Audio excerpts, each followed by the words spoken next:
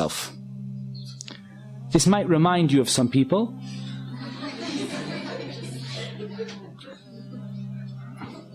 And I'll make no...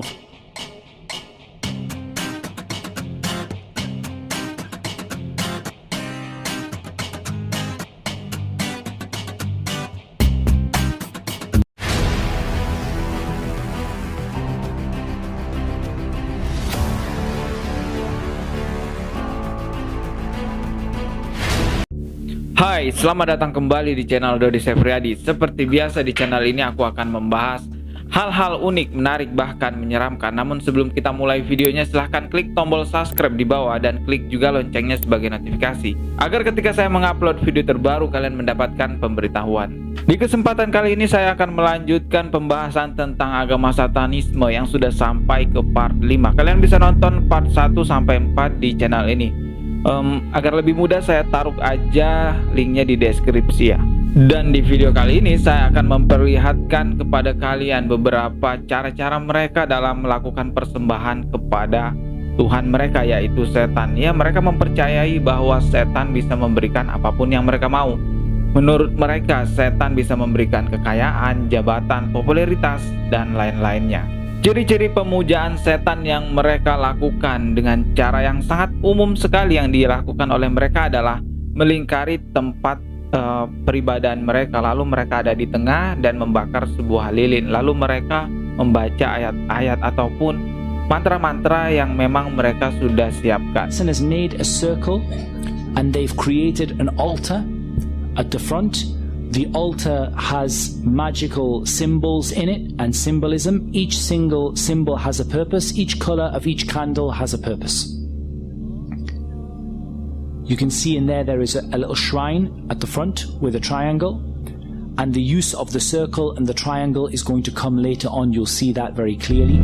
Each of those candles has a purpose and a reason, and what this person would be commanded to do would be to sit inside of the circle for a prolonged period of time in a cave. And this is just showing you the cave in which the person would be sitting. They go into a place known for the possession of the jinn, known to be isolated.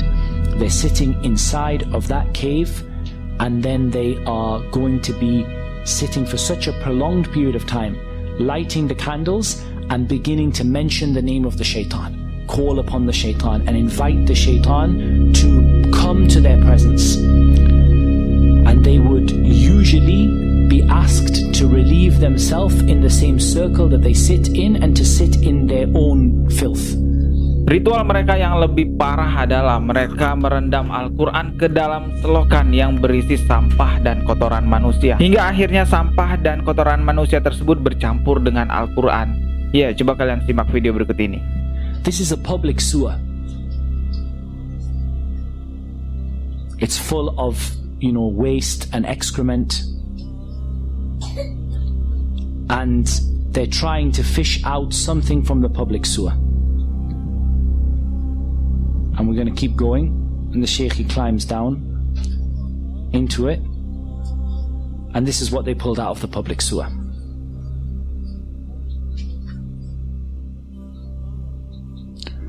As you can see, this is a copy of the Quran that has been used in a public sewer.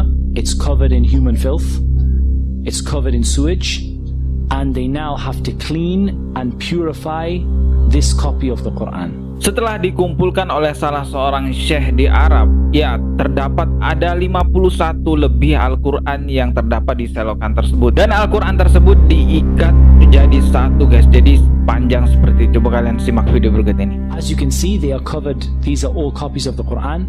They are covered in knots. They are covered in filth inside of them. They're going to open one of them up. They're covered in pins like voodoo dolls.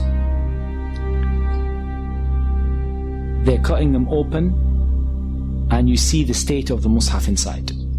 You can see the color of the water that is coming off of the copies of the Quran as they're washing them, as they're opening them.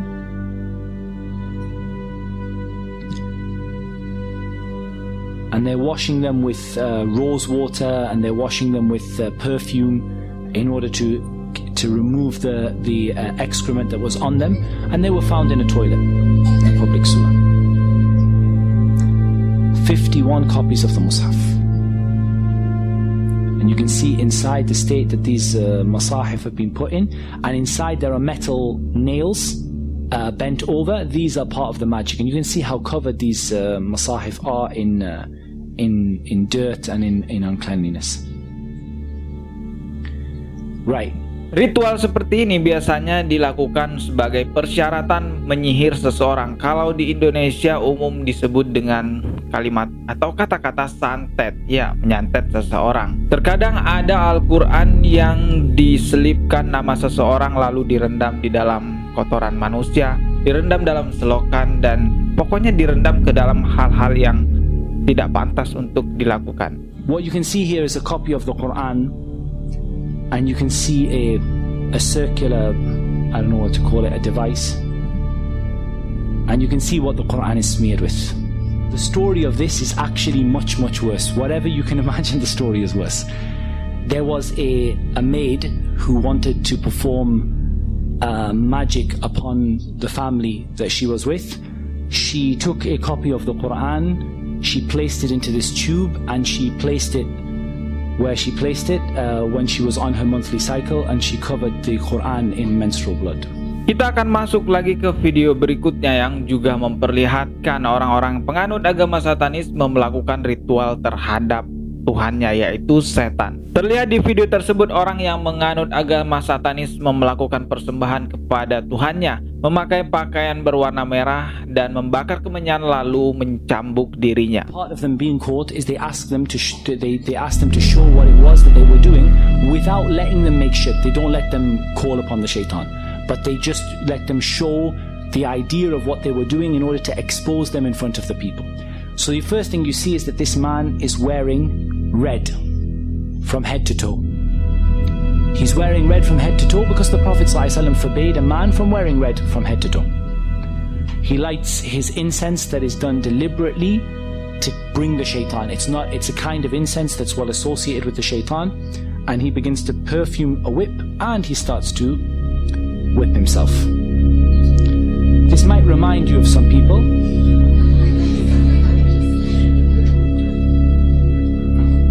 And I'll make no further comment on that.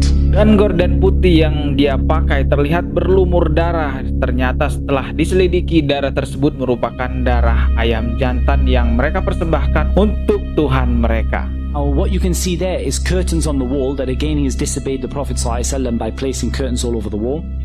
And what you see here is blood stains on the curtains. Now what he would do is he would sacrifice a rooster. The rooster that's associated with the calling of the people to the Fajr prayer. They would sacrifice a rooster to other than Allah. To sacrifice a rooster to the shaitan, and then allow it to flap around the room, spreading the blood all over the walls. And then you would see what this person would do. They have some more little tools that they use. Selain itu, orang tersebut juga memperlihatkan cara dia sujud memanggil Tuhan dia. Ya, tentu yang dipanggil adalah setan. Would then lie in a position of humility and a position of lowliness, and you're going to see, and they would stay in that position calling upon the shaitan. Calling upon the shaitan to appear before them, calling upon the shaitan to help them, calling upon the shaitan to aid them and to support them. Itulah cara-cara mereka dalam melakukan ritual agama Satanisme, memuja setan mereka. Sebenarnya saya mau bahas sampai selesai khusus di video ini, tapi ternyata durasinya sudah cukup panjang, maka saya akan melanjutkan lagi ke part berikutnya, guys.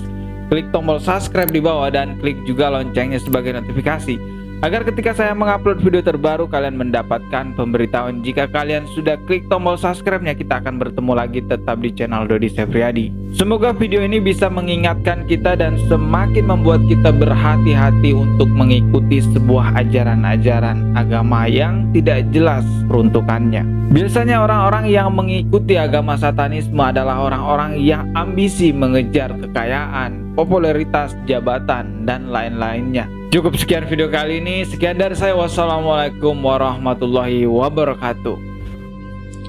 And start to open the pouch. and we're going to see what's in it.